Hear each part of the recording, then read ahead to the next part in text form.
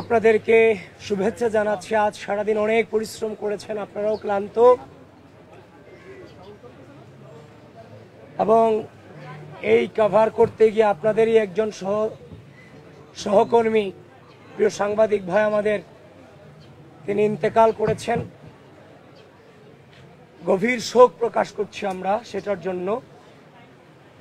তাছাড়া ঢাকা বিশ্ববিদ্যালয়ের শিক্ষার্থীদেরকে আমি শুভেচ্ছা জানাচ্ছি যে সকল প্রতিকূলতাকে উপেক্ষা করে তারা তাদের জায়গা থেকে দায়িত্ব পালনের চেষ্টা করে গেছেন ভোটাধিকার প্রয়োগের মধ্য দিয়ে।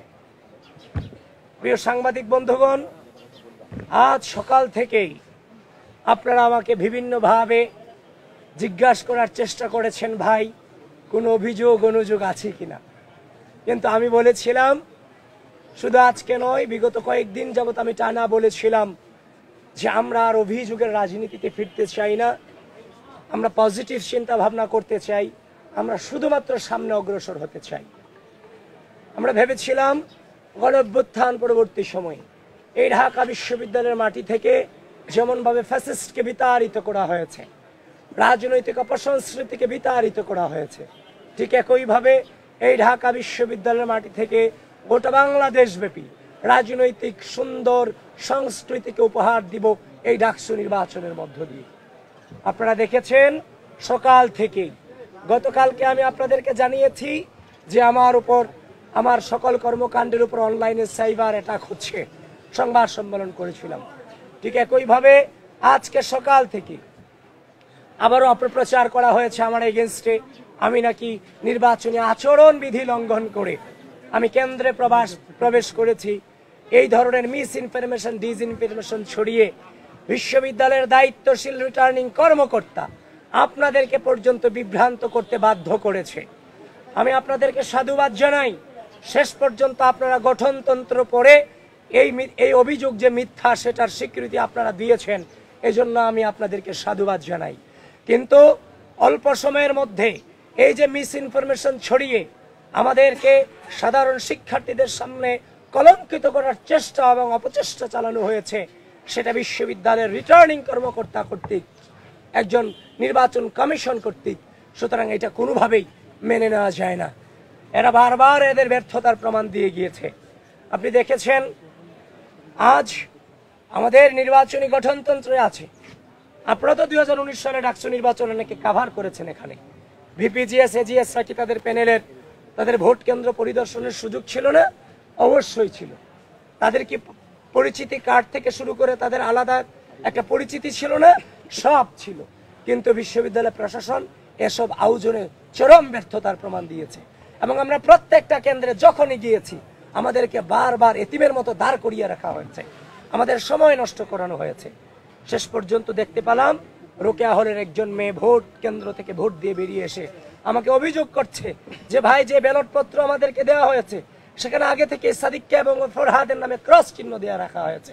সেটা শুধুমাত্র রোকেয়া হলে ঘটে নাই, সেই ঘটনা অমর একুশে হলেও ঘটেছে। অমর একুশে হলের যে ভোট কেন্দ্র সেখানেও ঘটেছে। তখন আমি যখন দুটাই ইনভেস্টিগেশন করতে গেলাম, চিফ রিটার্নিং অফিসারের নির্দেশক্রমে আমি ভোট কেন্দ্রে প্রবেশ করলাম এবং তাদেরকে জিজ্ঞাসাবাদ যখন করলাম, জানার চেষ্টা করলাম, তারাও সেটা মেনে নিয়ে বললো এটা কিভাবে হয়েছে আমরা জানি না। সুতরাং স্পষ্টভাবে জানিয়ে দিতে চাই, যেহেতু ঘটনা দুই জায়গায় ঘটনা ঘটেছে, প্রমাণিত হয়েছে, তার মানে এর আগেও অনেক ব্যালটে সম্ভবত, আমরা যতটা নিশ্চিত হচ্ছি, আমরা জানি না কত ব্যালটে আগে থেকে চিহ্ন ভরে ব্যালট বক্স ভরে দিয়ে রাখা হয়েছে, সেটা আমাদের এখনো পর্যন্ত আমাদের জানা নাই। যেহেতু ঘটনা দুইটা প্রমাণ পেয়েছি, তার মানে এরকম ঘটনা আরো ঘটেছে, এটা নিঃসন্দেহে, এটা আমরা অনুমান করতে পারছি। তো এখন কথা হচ্ছে, একদিকে এটা করে বেড়ালেন, নির্বাচনী কারচুপি করলেন, এখন নির্বাচনী কারচুপি করার পরে উল্টো দায় দেওয়ার চেষ্টা করলেন। তারপর হচ্ছে যে আমাদের যে সকাল থেকে পুলিশ এজেন্ট থেকে শুরু করে আমাদের প্রার্থীদেরকে তো জ্বালানো হয়েছে। তারপরে হচ্ছে যে আমাদের যে সামনে যে হচ্ছে যে 41 জন ব্যক্তির নাম তো মনে রাখা পসিবল না কারো পক্ষে। 41টা ব্যালট নাম্বার কি মনে রাখা সম্ভব? তা আমরা যখন ভোট কেন্দ্রের 100 মিটার দূরত্ব থেকে যখন আমরা আমাদের যখন ব্যালট নম্বরগুলো দিচ্ছিলাম, এগুলো সকালে প্রত্যেকটা কেন্দ্রে কেন্দ্রে আমাদেরকে বাধা প্রদান করা হয়েছে, যেটা কোনোভাবেই মেনে নেওয়ার মতো নয়। তারপর হচ্ছে অমর একুশে হলের যে ঘটনায় আপনারা জানেন একজন নির্বাচন কর্মকর্তাকে সেখানে বরখাস্ত পর্যন্ত করা হয়েছে। তারপর হচ্ছে যে আপনার বিশ্ববিদ্যালয়ে আমি যতক্ষণ পর্যন্ত ঘুরে দেখি বিভিন্ন ধরনের বহিরাগত ব্যক্তিদেরকে দেখা পেয়েছি। আমি আশ্চর্য হচ্ছি, কেউ বলছে কুড়িগ্রাম থেকে এসেছে, কেউ বলছে যে আমি এই এলাকার নেতা। আমি দেখেছি জামাতের অনেক নেতা পাশের নামে এই ঢাকা বিশ্ববিদ্যালয় আজকে সারাদিন ঘুরে বেরিয়েছে। তাহলে এই যে ঢাকা বিশ্ববিদ্যালয়ের ভিসি এবং প্রক্টর আমাদের পুলিং এজেন্ট দিতে গিয়ে আপনারা আমাদের সাথে নানান ধরনের প্রতারণা করেছেন। সেখানে নিরাপত্তা পাস নামে ঢাকা বিশ্ববিদ্যালয়ের বাইরে থেকে জামাত শিবিরের নেতা কর্মীদেরকে আপনারা ক্যাম্পাসে ঠাঁই দিয়েছেন। এটা কোনোভাবেই বরদাস্ত করার মতো ম্যাটার নয়।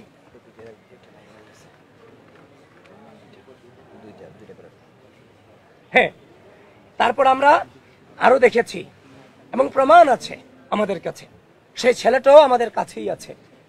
এমন কয়েকটা অভিযোগ আমরা পেয়েছি, সেন্ট্রাল ব্যালট 2টা করে দেওয়া হয়েছে এবং অনেকে 2টা জায়গায় জমা দিয়ে আসছে এখানে। এবং আমরা দেখতে পাচ্ছি সেটার রেজাল্ট কিছুটা ভোট গ্রহণে কিছুটা প্রভাব ফেলেছে বলে লাস্ট 1 ঘন্টায় বিজয় 71 হলের যে ভোট কেন্দ্র ছিল সেখানে দেখানো হয়েছে লাস্ট 1 ঘন্টায় 100 কাউন্ট হয়েছে। কিন্তু এখানে যারা অবস্থান করেছে তারা আমাদেরকে নিশ্চিত করেছে লাস্ট 1 ঘন্টায় 100 জন স্টুডেন্ট আসেনি এখানে বিজয় 71 হলের যে ভোট কেন্দ্র ছিল।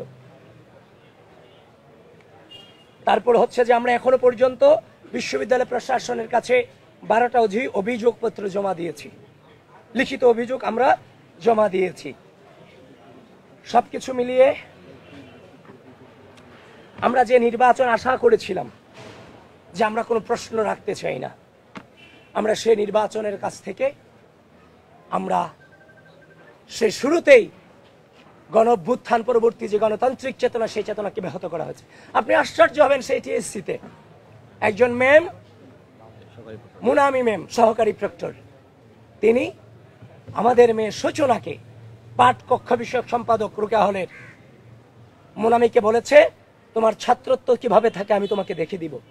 ম্যাডামকে তো হিংস্র আচরণ করার প্রয়োজন ছিল না, এটা তো নির্বাচন।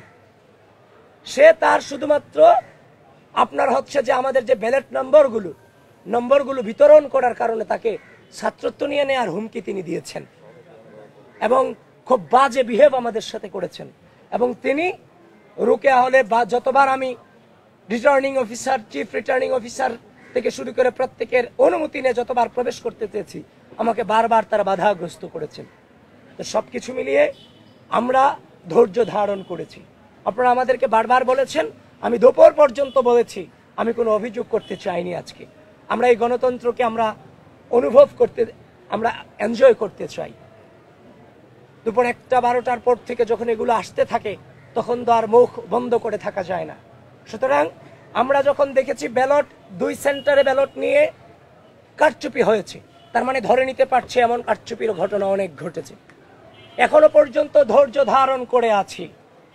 আমরা সুস্থ, স্বাভাবিক, নিরাপদ ক্যাম্পাস বিনির্মাণে প্রত্যয়ী, কিন্তু স্পষ্টভাবে জানিয়ে দিতে চাই যদি একইভাবে ভোট গণনাতে ম্যানিপুলেট করার বিন্দু পরিমাণ চেষ্টা করা হয় এবং যারা বাংলাদেশের স্বাধীনতা সার্বভৌমত্বকে বিশ্বাস করেন না, যারা এই ক্যাম্পাসের সাধারণ শিক্ষার্থীদের মত প্রকাশের স্বাধীনতাতে বিশ্বাস করেন না, যারা এই ক্যাম্পাসের সাধারণ শিক্ষার্থীদের মানবাধিকারে পূর্ব বিশ্বাস করেননি, এখনো করেন না, তারা যদি ভোট গণনার ম্যানিপুলেটের মধ্য দিয়ে যদি নির্বাচনী ফলাফলকে ব্যাহত করার বিন্দু পরিমাণ চেষ্টা করে, ঢাকা বিশ্ববিদ্যালয়ের সাধারণ শিক্ষার্থীরা সম্মিলিতভাবে তাদেরকে প্রতিরোধ করবে ইনশাআল্লাহ। এবং আমরা ইতিমধ্যেই দেখতে পাচ্ছি নীলক্ষেত, কাটাবন, চাংখারপুল, চারদিক থেকে দেশব্যাপী জামাত শিবিরের নেতাকর্মীরা সংঘবদ্ধভাবে অবস্থান নিয়েছে।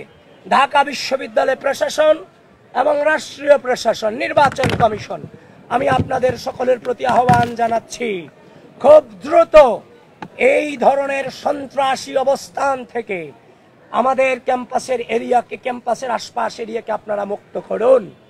এই ধরনের যোদ্ধাংদেহী অবস্থান কোনোভাবেই আমরা গণঅভ্যুত্থান পরবর্তী সময়ে আশা করিনি এবং সেটা রাখিওনি। সুতরাং আশা রাখছি আপনারা সেই ব্যবস্থাগুলো আপনারা নেবেন। আর এখন যেহেতু ভোট গণনা চলছে, আপনারা আপনাদের জায়গা থেকে সজাগ দৃষ্টি রাখুন, আমরাও আমাদের জায়গা থেকেই সজাগ দৃষ্টি রাখার চেষ্টা করছি।